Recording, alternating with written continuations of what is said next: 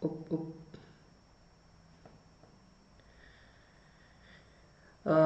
Сәлем достар, баршаға қайырлы күн. Сіздермен бірге Қосман ұстаз, Қосман ағайларыңыз. Бүгін бізде жаңа тақырып, және де мен осы үстіндемін. Неге? Жоғалта алмаңыздар. Бүгін бізде 6 сынып Атамұра баспасы Доспамбет жырау. Жалпы Доспамбет жырау 16 ғасырдың 15 ғасырдың 90 жылдарының орта шенінде Азау қаласында дүниеге келген. Азау қаласы дегенді жаттап алыңыздар. Себебі бұл сұрақтар жиі кездеседі. Сол кезде Донның төменгі ағысын Азау мекендеген кіші орданың билеуші әскери шонжарлар тұқымынан шыққан болашақ жырау заман мен ортасының талабына сай тамаша тәрбие алып өскен. Доспамбеттің бүкіл Дешқыпшақ жақсы білгені Стамбул мен Бақша сарайда болғаны Сахара тұрмысымен қатар мұсылман кенттерінің жайына да қаныққан аңғарылады.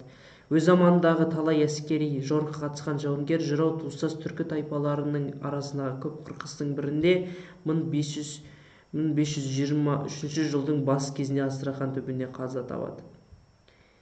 Ол кезде Доспамбеттің жасы әлі 30-ға да толмаған еді. Доспамбеттің артынан қалдырған қоғалы көңілдер қомсулар шығармасын біздер өтіп талдаймыз.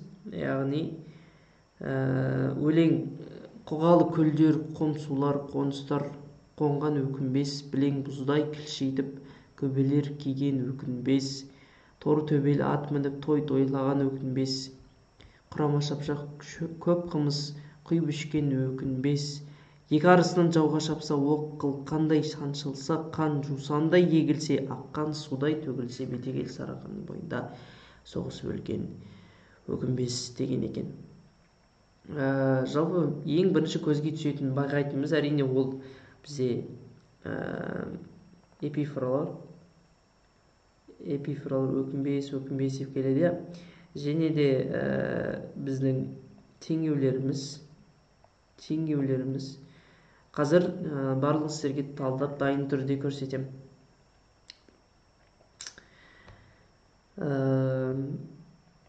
Бізде қалай?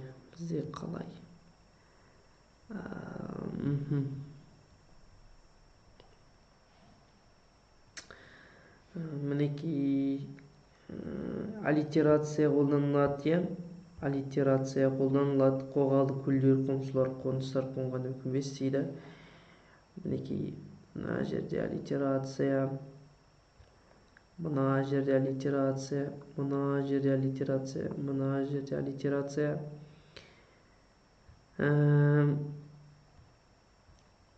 Өкінбесті байқадық. Қоғалы көлдер, қонсулар бізде неге жатады? Әрине эпитет.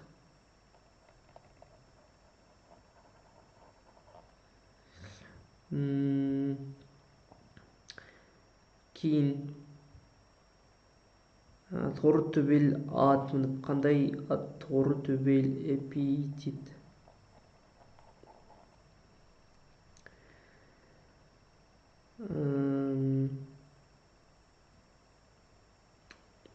Бізде күрделі эпитеті қолданылады. Құрама шапшақ көп қымыз. Күрделі.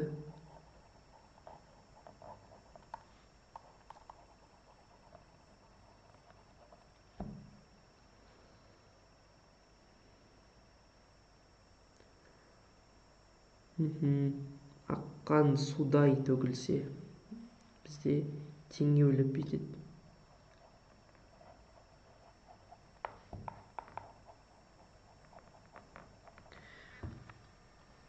Теңеулер.